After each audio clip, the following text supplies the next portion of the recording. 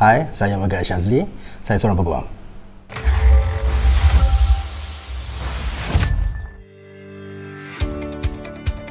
Sedikit latar belakang, saya mendapat pendidikan awal di Sekolah Menengah Bukit Bintang dan mendapat pengajian undang-undang di Universiti Islam Antarabangsa. Saya sekarang bekerja sebagai peguam sepenuh masa di firma saya sendiri, Megat di Kepala dan Co di Melawati.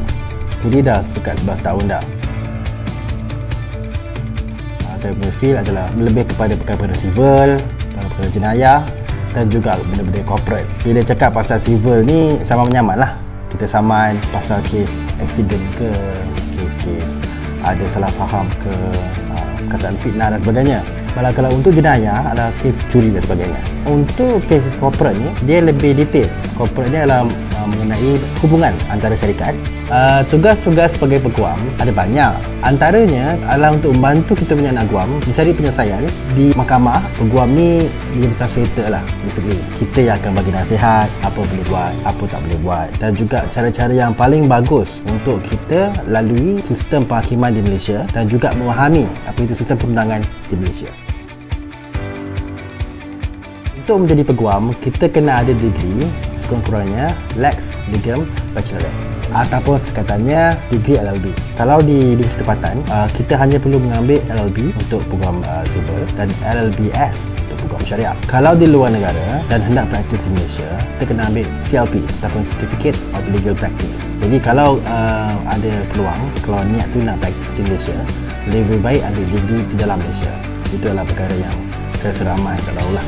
Pelajar-pelajar yang hendak mengambil degree undang-undang, mereka perlu kena skor A lah, bahasa Melayu, bahasa Inggeris, sejarah. Yang pertama sekali, skill dia kena kuat membaca. Kita perlu jadi seorang yang suka mencari fakta, suka benda-benda baru, suka ilmu-ilmu baru. Dan sebagai peguam, kita kena mahir dalam pelbagai jenis fakta. Contoh, jika saya mewakili anak guam kes-kes seperti kes jenayah, saya perlu tahu apa itu dadah, macam mana pengambilan dadah dan sebagainya. Yang kedua, kita juga harus profesional dari segi parti masa dan juga soft skill lah. Tahu macam nak tulis surat rasmi, benda-benda macam tu. Ada satu patah mengatakan bahawa law is a calling. Kita bukan sahaja perlu melunaskan kerja-kerja kita dengan sempurna dan juga mengikut masa, kita juga harus menjadi yang moral yang tinggi.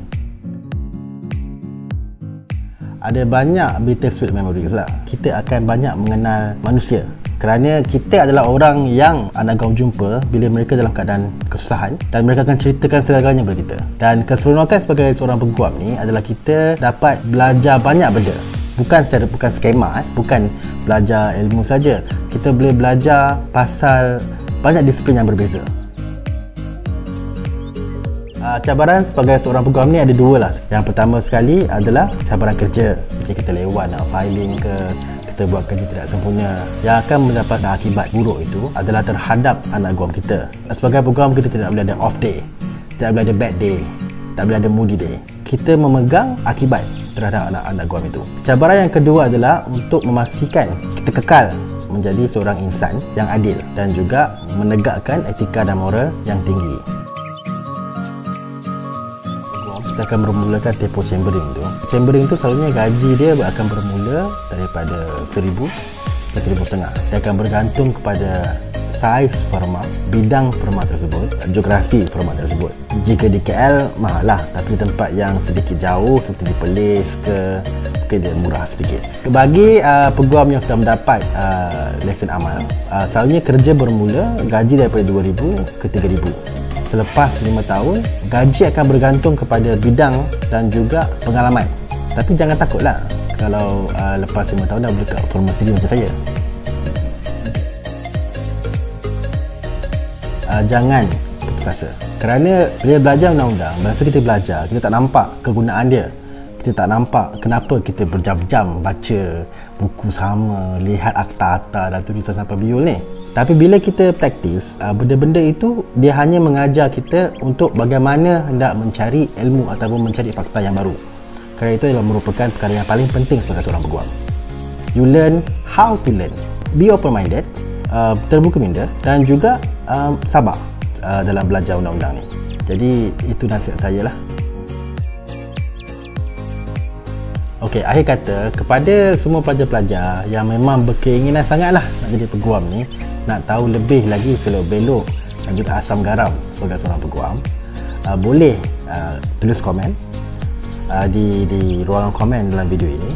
Dan juga kalau nak email saya ke, boleh email saya di megat@gmail.com. Bye. Jangan lupa untuk like, share dan subscribe. Hai, go share.